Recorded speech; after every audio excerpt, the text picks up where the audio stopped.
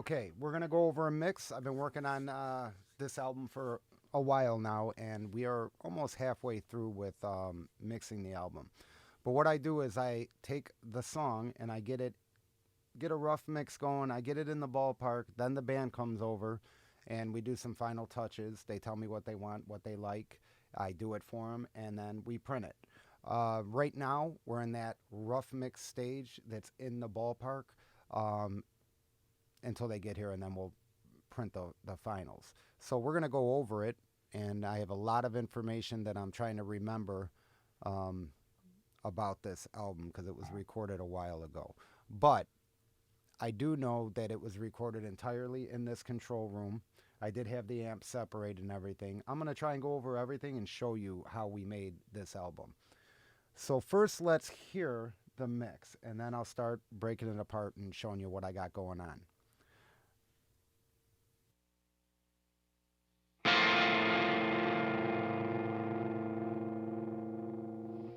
Would you stop if you ever had to cop for the promises you made for love?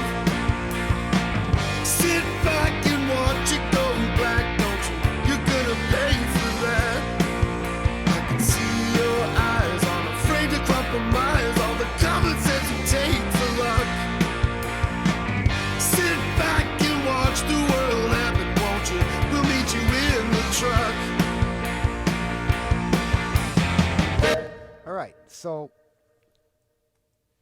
the first thing I do is obviously I record the band, and I'll talk a little bit about that as I'm going through and showing you how we tracked it. But after it's all tracked and said and done, I got it in my computer. This was recorded at 88.2 kilohertz, 24 bit, and so what I do is I set up all the tracks. I get a good level in the box. I sort of do like an in the box mix. I prep it, clean things up, edit it, get rid of things that I don't want, tailor off certain tails of guitar chords and stuff like that. I do mainly reductive EQ in the box. So if you look here, I have the SSL channel on kick, snare, and my toms. But what I'm really doing with that is using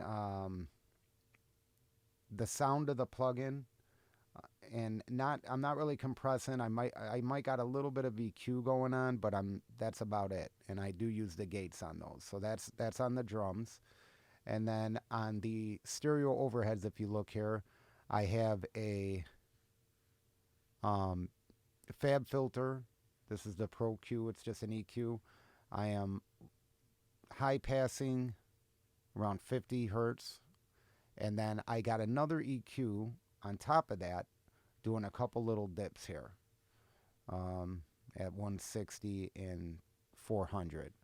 So I'm doubling up on the EQs there, and that's just must have been what sounded right to my ears. The hi-hat track, I have a Renaissance EQ, and again I am just high passing. So, and I do that. That's pretty much what I do. If I'm using an EQ in the box, I'm more using it as a corrective EQ or reduction EQ. And then the EQs out of the computer, my hardware EQs, I'll use those as like for color and to boost and just sort of massage it into place. So I have 12 drum tracks that we recorded, and I have them spread out onto the board to 12 different channels here. So it's kick in, kick out, snare top, snare bottom, tom.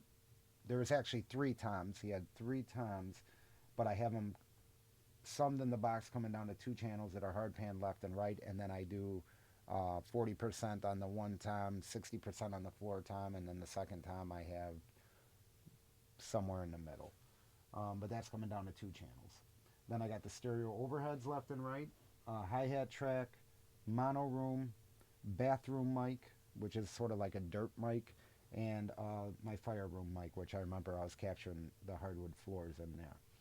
So from memory, kick in is my MZ204, kick out is a Sony C38, a Bayer M201 on the snare top, and SM57 on the snare bottom, 421s on toms, 451Es, AKGs on overhead left and right.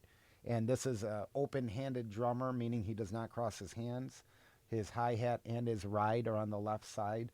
So I think I went with a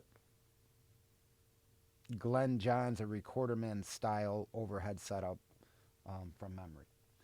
Hi-hat is a Neumann KM84 mono room. Let me see, do I got it in my notes?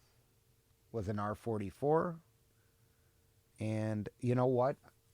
The stereo overheads was the R88. It wasn't the AKG 451Es. I'm looking at my notes here. I forgot that I put it in. Okay, and then the bathroom mic was a Audio-Technica 4050, and then the fire room capture on the floor was a C12, big long tube microphone. The rest I was right on. And all of these drum tracks are API 312s except for the room mics, the bathroom and the R44 are Telefunken V72s, those right there in the corner. All right, so that's the drums. Let's hear them soloed out.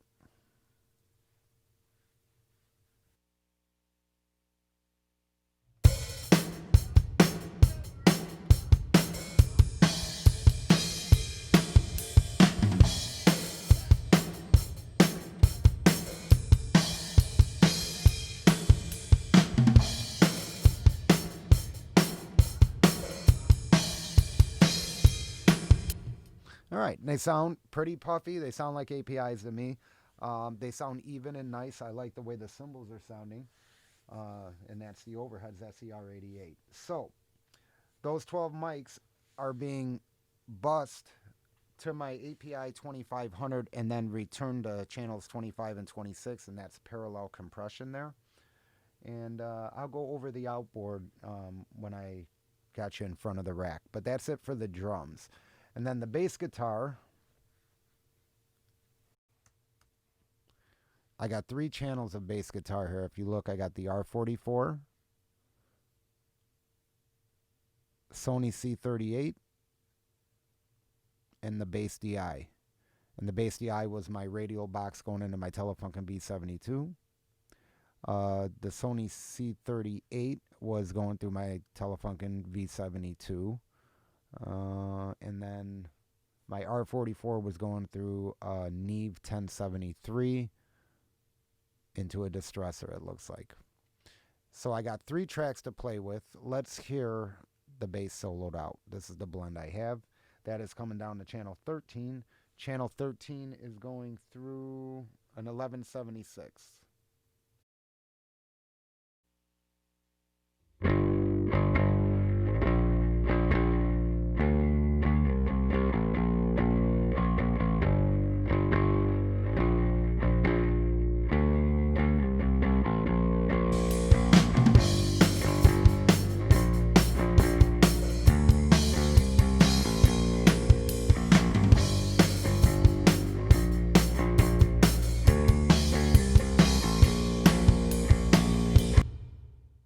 All right.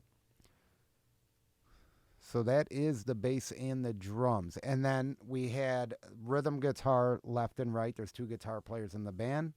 And the left guitar player has 4 microphones. He's playing into a splitter pedal that's going to a JCM 800 and a JMP, my JMP half stack, through a splitter pedal, and I have 2 microphones, a 57 and a 421 on his JCM 800, and I have a 57 and a Royer R101 on the JMP 50. All 4 of those mics are blended together and coming down the channel 15, and those were recorded with the 57 and 421 was my API 312s, and then the SM57 and the Royer R101 was my Kelrec 1176s. So all those, I have a mix going on in Pro Tools. I got the levels right, and they're coming down to channel 15 and they're hard pan to the left. Then the second guitar player, I have 3 microphones,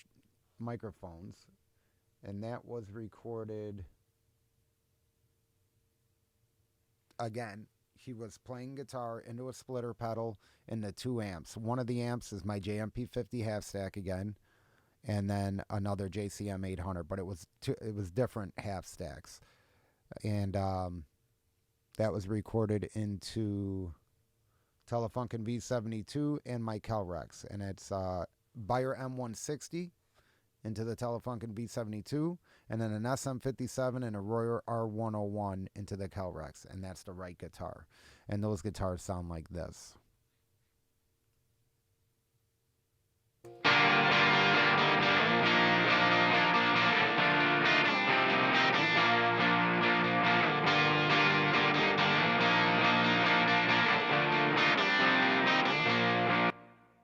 And if you hear that little verb tailing off on the end, the drums I have coming, hitting the PCM 60 and returning to channel 27 and 28. So that PCM 60 has on echo 1 here. But I also dial in that reverb on other things throughout the mix. I got the vocals going through that reverb, the guitars just a tad bit. Listen to this. You could hear it when I stop it. You hear that verb? I could take it away. Listen to this. Take that out. See? Here it is. So it's just adding a little bit of space. And then I'll go over the outboard when we get in front of the rack of what I'm using on those guitars. So the mix we have so far is the drums, bass, rhythm guitar left and right. Let's hear just that.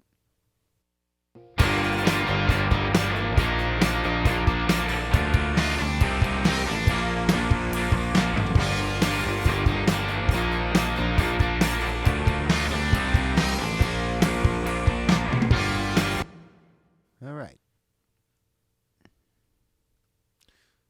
So that's the core rhythm. And that's basically everything we tracked live. From there, we did overdubs, vocals, guitar melodies, keyboards, stuff like that.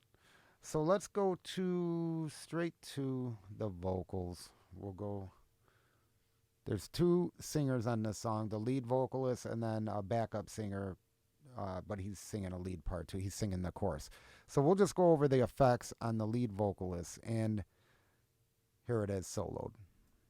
Would you stop if you ever had to cop for the promises you made for love? Sit back and watch it go black, don't you? You're gonna pay for that. All right. So what I have going on with him is a few things. His dry vocals are coming to channel 20. On echo 2, I have it going up, hitting the Effectron, and returning to echo return 1. Now, in the box, I have an auxiliary setup going out of bus 7 and 8 onto an auxiliary reverb track where I have Valhalla and the Echo Boy set up for some delay. So and that's coming out and going in the channels 23 and 24. And then I also have Echo 1 dialed up where he's going through the PCM 60. So if I take away all the effects, the in-the-box effects, 23 and 24, the PCM 60, and the Effectron, and you'll hear just what's coming through channel 20. And I have an 1176 and a Pultec EQ on that. Would you stop if you ever had to cop for the promises you made for love? All right. And then if I add just the Effectron. Would you stop if you ever had to cop for the promises you made for love? And that's just giving it that little bit of slap you hear at the end there. And then if I add the PCM 60, this is going to give it some space and dimension. Would you stop if you ever had to cop for the promises you make for love? All right. And then the type of song this is, I wanted to add dual delays, hard pan left and right. So here it is here, 23 and 24. Would you stop if you ever had to cop for the promises you make for love? All right, so that is the vocals. And so what do we got going on? A lot. That one vocal track has an insert of an 1176 and a Pultec EQ on it. Besides that, I am bussing out Echo 2 to the Effectron. Echo 1 is going to the PCM 60. That's being returned to 2728 and Echo Return 1. Then on top of that, I have a bus setup in the box coming out, hitting delays and more verb, and coming to 23 and 24. So that is the vocal setup there. And let's just hear it with the mix really fast. Would you stop if you ever had to cop for the promises you made for love? Sit back and watch it go black, don't you? You're gonna pay for that. I can see your eyes, I'm afraid to compromise all the common sense you take for luck. And that's it. So besides that, there is this cool melody part. This is another overdub. And anything that I'm doing on my console can be done in the box 100%. All right? Even more. I use all this, tons of sends and returns and automation and everything in the computer. I would hate to do that all analog. So I use the power of the computer, and then I just run it through this color to the mix bus, all right? So we're going to get to this guitar part here. It's actually during the chorus, and it sounds like this.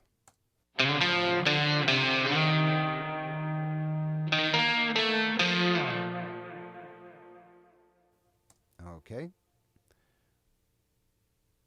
So what I got going on here is that guitar melody is coming out to channel 17 and 18 hard pan left and right. Is it hard pan left and right? Yes, it is. Okay.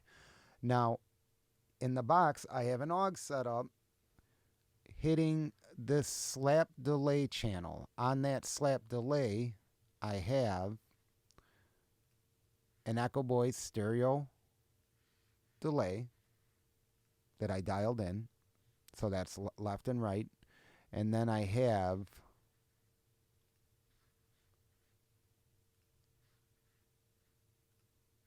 the J37 tape machine plugin, the Abbey Roads from Waves. It's a cool plugin. It's new to me, but I dialed it in, and we're going to hear it with and without. So this auxiliary track in the box is coming out to channel 23 and 24. So let's hear it dry and then with it. And 17 and 18, I have a couple compressors inserted on it, and that's the DBX 160 XTs. So let me bypass these plugins and let's hear it dry.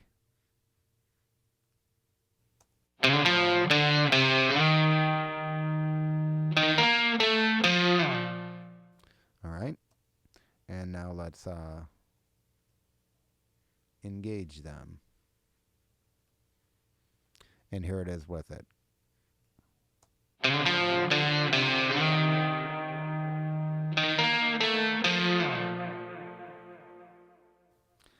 It sounds like a lot of effect, and it is. But in the context of the mix, it doesn't sound so wet. It's there, though. All right. And in the song, I also have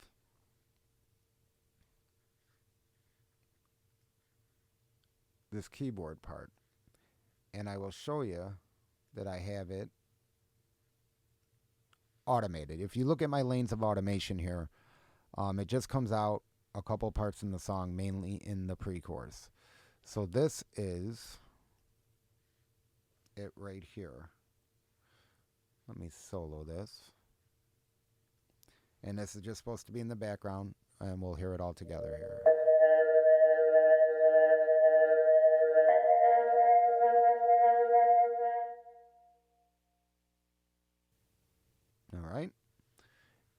So what I have on that is, again, I am high passing the low end with the Renaissance EQ.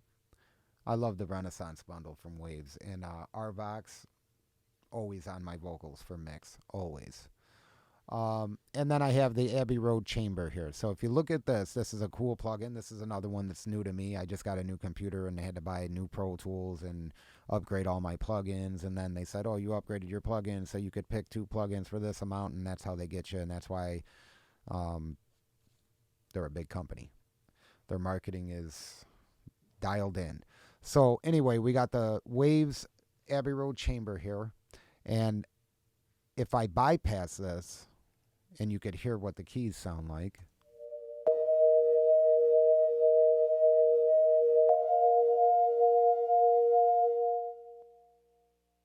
It sounded I wanted to have more of an effect like a whirly, like one of those spinning rotating speakers. So I tried to achieve that with this plugin, and I know I didn't nail it, but here it is with the plugin engaged.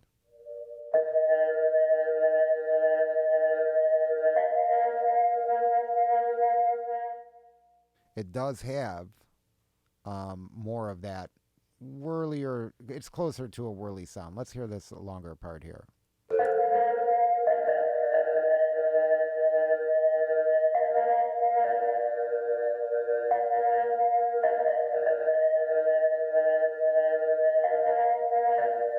And then let's hear it in the mix.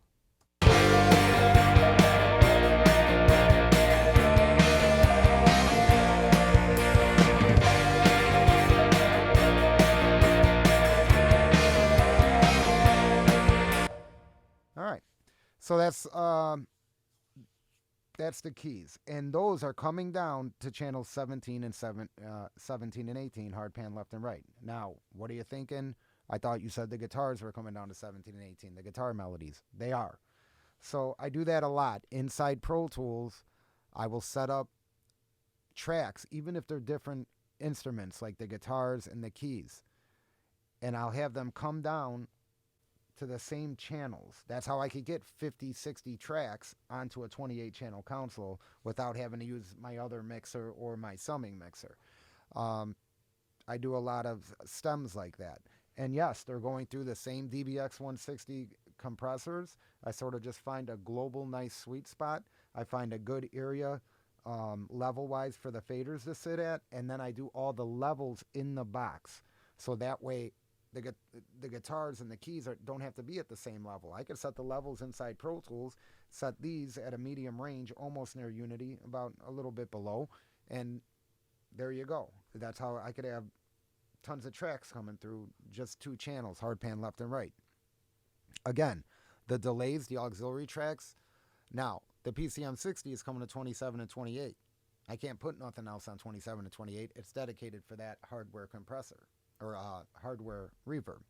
But all the effects in the box for different instruments, the reverbs, the delays, I could have 4 to 6 different auxiliary tracks. Again, I automate and set the levels in the computer, and I have all those delays and reverbs and everything for different instruments coming to channel 23 and 24. And that's my global delay. I keep my fader sitting around unity gain, and I set my levels in the box or automate it in the computer. So that way I could have 6 different effects coming to 2 channels. And I do a lot of that. I have a lot of plugins on this mix. Mainly, if you look here at the screenshot, look at all these plugins up here. And then I have just a couple auxes set up. Bus 1 and 2 going to the drums. Those guitar melody parts go into this auxiliary slap delay, coming out at 23 and 24. All the vocals got auxiliary set up, and those are coming to this Vox Verb here, and that's coming out channel 23 and 24. And you can see the levels are set different. Okay, now we're going to go through all the outboard gear, and I'm going to walk you through how we track this and everything. All right, so we already went through the computer, the in-the-box mix, what I showed you, the plugins and everything. This is my new iMac 2020. It's an i9 processor, 10 core, 10th generation, brand new Pro Tools, and all my plugins have been upgraded in it. It was took me about a week to cross everything over, but this is a solid machine. It is a beast. I got 64 gigabytes of RAM in it currently, and I can move up to 128 if I ever need it, but I'm averaging about 11 gigabytes on full Pro Tools sessions, so I'm not even close to what I have available. So anyway, we went through the tracks on the console, so we're done with that. Now we're going to go through some outboard gear. If you look down here, these are my Telefunken V72s that I was telling you about. These are from the 1950s. These are the warmest, creamiest, puffiest preamps I have ever heard in my life. They are truly amazing preamps. Not only that, you could run mixes through them if you needed to. All right, so Telefunken V72s. A lot of the guitars went through there, and the drum room mics went through there. That's just an API 312, an extra one that I have. A couple albums that I recorded, Lip, FFS.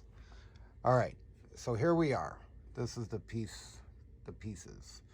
What I got here, the top piece is a Tascam Da3000, and all it is a 2-channel master recorder.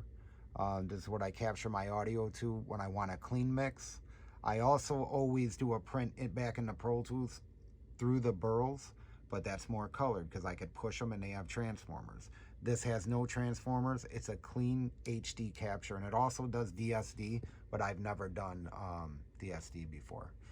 I've had that for a couple months now, and it is so easy to use, and it's just a great piece if you need it. Look them up. That's the Tascam Da3000. Below that is the Effectron. This I use mainly for vocals. It's a very cool effect on some guitars too, but it's an awesome for vocals. And I have it on short echo. It's just like a little slapback. Below that is the famous SBX90. Right now I have it up on stereo echo. That's patch number 8. I like patch 9. All the patches in there are just everything you've ever heard in the 90s, especially on bass guitar, the flanger. It's a great piece, the SBX90. That's the original one, and they are cheap. You get them for like 200 bucks. So if you need an effect, that's a good one to have. Below that is the PCM60. This is my most used reverb. I just use it all the time. For the mix you just heard, I have it set up to room. There's also a plate option, but I have it set up to room. Size is the third one up. I have it on a short reverb time, and then I do have the contour, bass, and treble engaged. So that's my effects there. I'm monitoring through Genelec 8050As and Tanois. I don't know the model number of them. All right, for the outboard, we'll start with the kick drum. And that was DBX 160 VU on the kick and an API 550A. That's the kick drum. My other DBX is being used for the backup singer. My DBX 162 is not being used for this song. It was for other songs. On the main guitar, rhythm guitars left and right, I have the Chandler Germaniums. I absolutely, these Chandler Germs are just awesome on guitars. And part of the reason why I like these a lot, and I think every compressor should have these, is the wet-dry parallel processing built right into it. So I don't have to burn up faders on my console. It's right there. I would absolutely love that on every compressor I have. But I do it a lot the old-fashioned way, where I just have to do it with my faders on the console. Up next, I have the Distressors. That is snare drum with the other 550A. Snare top, snare bottom I don't process, kick out I don't process. This distressor, this top distressor, is being used on other songs, but not this one. The Fatso is the group backup vocals that are not in this song, so this is not being used for this song. The API 2500 is definitely being used for my drum bus. Next up in line is the Alicia X filter and the Allen Smart C2. That is on the mix bus of my console. So all those tracks that you're hearing are going through that. When they all get summed down at the end of my console to the left and right channel, this is what's strapped across it. An SSL compressor and an Alicia EQ. Just sweeten it up a little bit. And if you look, I am not doing much gain reduction. I have the threshold set. The way I have it set, I'm not doing a lot. I'm just kissing it 3-4 dB. That's it. All right, next up is the DBX 160As. Swiss Army knife. These are on toms. I have those on toms. And the 1176 F-Revs. I have bass guitar and lead vocals. I love these. Love them. Love them. This is my API summing mixer and my inward connection master section. I'm use that all the time. Sometimes if I have extra channels that I need, I will bring it to the summing mixer and dump the summing mixer into my console. Other times when I'm mixing a band on my console and I don't want to mess with the mix, I use the API summing mixer and I monitor through my inward connection master section, so it makes it very easy and it sounds very, very good. All right, above that is the Dynamite, and it's not being used for this mix, and I haven't used it yet for this particular mix, and we're 5 or 6 songs in on this album, but it will be used somewhere in the session. All right, the almighty mothership. I have 20 inputs and 32 outputs, and this is a Burl mothership, and it just sounds absolutely stunning. You could push it harder and to hit the transformers harder, or have a cleaner sound. It's not all colored, crazy colored. It's not, but you could. The Burls are amazing. I've heard a lot of converters, and I've done a lot of comparisons before I purchased these, because they were a lot of money. They are very expensive, but especially in the audio world, you get what you pay for. And I am very happy with my Burl mothership. So these are the outputs. Each card has 8 channels of output, so that's 32. And these are the inputs, and each card has 4 channels, so that's 20. I could go to 24 inputs. I got one more slot left, or I could go to 28 inputs. But I've been making do with this, so I just got to get one more card. I don't know which one I'm going to get. I could get away with 24, but 28 would be sweeter. So we'll see what happens.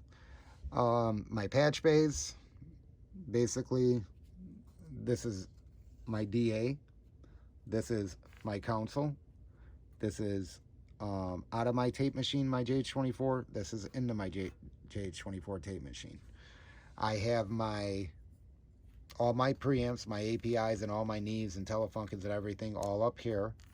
And it's normaled in to my AD, my analog to digital, normaled into Pro Tools, normaled through the Burls straight into Pro Tools.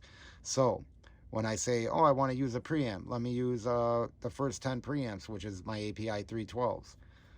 All 10 of these preamps are automatically inputs 1 through 10 on Pro Tools. I don't have to patch nothing in. But if I wanted to throw a compressor on, all I could do is come out, go into a compressor, and come back in. All right? So that's how that works. This side is my API summing mixer, 16 channels.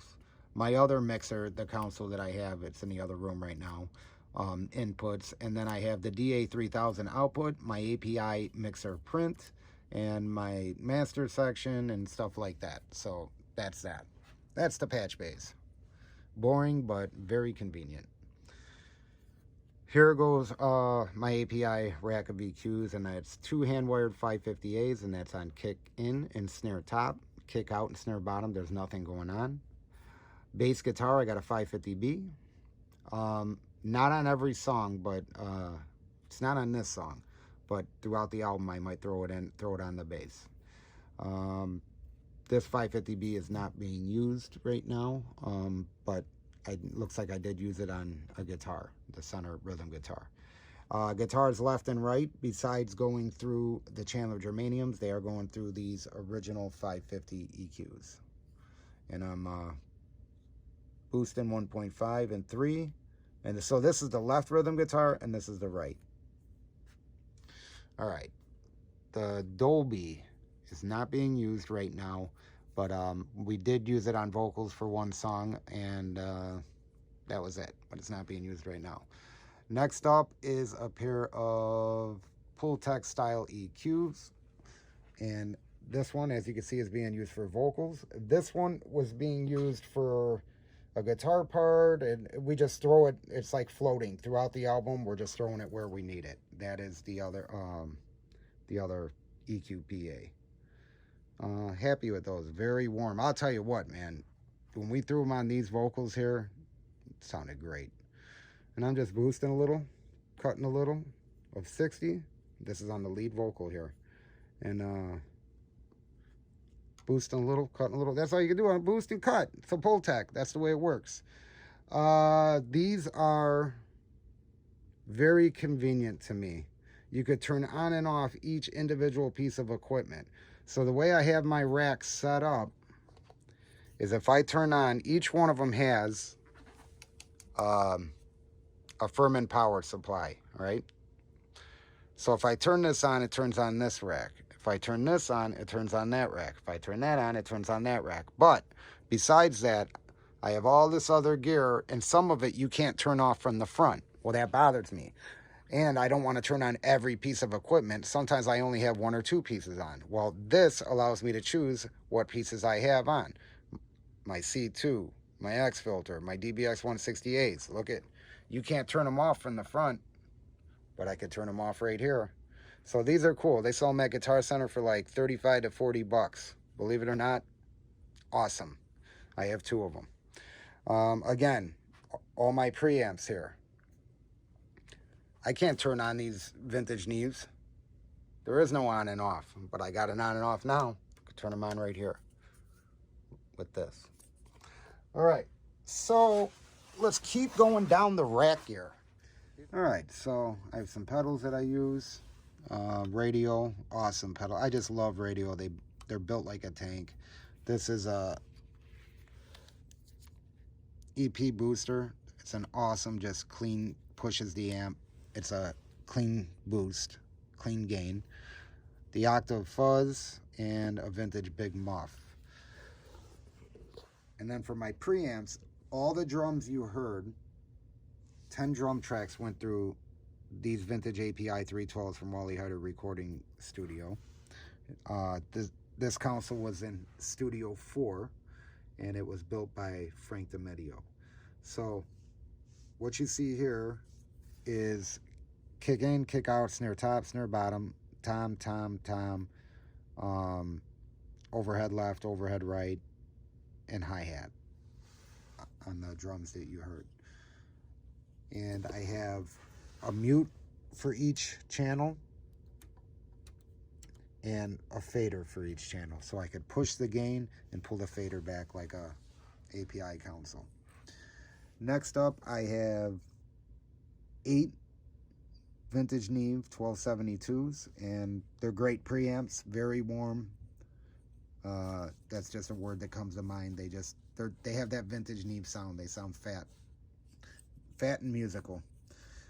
So the bottom 4 are yellow tag Mariners. This middle one is the black Mariner transformers, and then the top one is the St. Ives.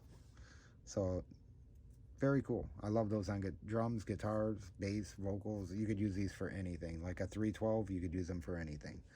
Next up, I have a pair of Neve 1064s, and they're good. And then a vintage Neve 1066, great. Here's a pair of Kelrex, awesome EQ, awesome preamp. I use those on the guitars, as you heard. Another pair of line amps and 312 preamps. And this is cool, this piece here. So It could be in line or mic, meaning I could run a mix through it or record through it. I got the gain, then an output fader. Now, when I hit mute left, mute right, it's not turned on right now, so I'll turn it on. So here, this mutes the left, that mutes the right channel. So it's got mutes. It's got phase reverse for each channel. And then it's got this mono button. And what that mono button does, if I'm recording 2 microphones on a guitar amp, it takes both microphones to one output on the back of this. So I could adjust the volume of how I want the 2 mics to sound and record it to one track, which is awesome. I love doing that. Also, I should mention, sometimes I will have 3 or 4 preamps go into my API summing mixer, and I'll take all 4 of those microphones to one channel too. I do that too. But this just sort of does it for me. Next up is the DBX 160 XTs, and that's the extra guitar melodies that you heard going through that, and the keyboards. And then a vintage gate stay level, which is not being used right now. I track through that a lot though, and I use it for bass mixing. It just sounds awesome. So that is pretty much everything in my rack and what I'm using for this mix.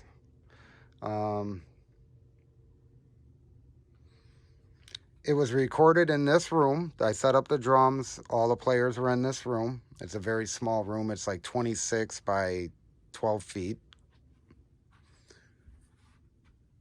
I have always have some guitars laying out in case we have an idea that comes up, including microphones. I got an SM7 right here.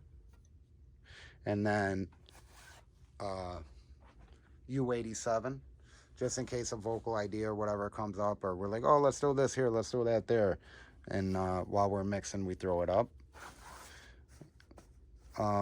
This here is a Crown Royal bag. Inside of it is a weather protector, cushiony. I put them on all my mics. So U87, SM7. This is a Sony C48. I also have a Sony C38. Here on the kick is a Neumann FET 47. All sorts of stuff. All sorts of stuff. So this is where we tracked the guitars. So there's 2 guitar players, and we were going through Marshalls and everything, and each one of them was going through multiple amps. So I'd have the amps set up. The one guitar player would be, I'd have the amps facing that way, and then I'd have like one of these clear sonic panels in between blocking, and then I'd have the other amps facing the other way. And what I would do is I would mic them all up, and they were both going through 2 amps. I'd mic them up, and that's it. I'd record them. And I like the bleed. I like the sound of it, so it doesn't bother me. This is a JMP, 1979 JMP 100 watt, and it's got 6550 tubes in it. That's the original cab for it. This is a 1978 JMP 50. It has EL34s, and that's the original cab. Oh, that has the G12M 25 blackbacks, and this has the 55 Hz Rolas V30s. And this is a 1983 JCM 800. All these were used on this album with its original cab. And this has 6550s in it, 50 watts. So 50 watts, 50 watts, 100 watts. 6550s, 6550s, EL34s. I have another first year JCM 800. I use this a lot. This is great for rock and roll. It's got 2 65s in there, Celestion 65s. They're the original. This is all original here, and that's a 50 watt 1981 JCM 800 with the original speakers. That's another JMP from 1977. This is a Bassman 50 watt Bassman head with a 1963 cab, an Airline, a Kalamazoo, an Oregon Mate, Ampeg Jet. I use that a lot. And that's about it. That's all my amps. Now, when you're looking at this, see how I got this rack set up? And it's just, I don't take them down too often. I just throw a mic on them, whatever mics I want. But if I have a combo and I'm recording the front and the back, obviously I'll take it down and record it. But this is how I record it. But if I have two guitar players going at the same time, I have other means of being able to isolate them. This is an old broadcast console. It's got tons of vintage Jensen transformers in it. I got it wired up. I could roll it in there and use it anytime I want, but just don't need it much.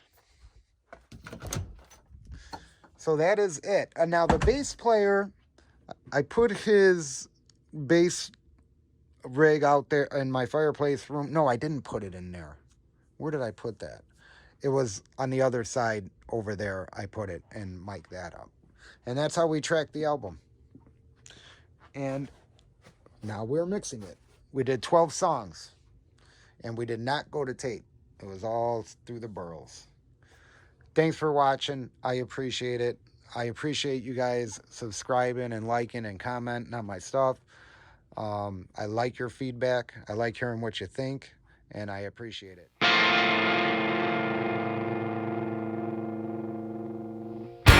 you stop if you ever had to cop for the promises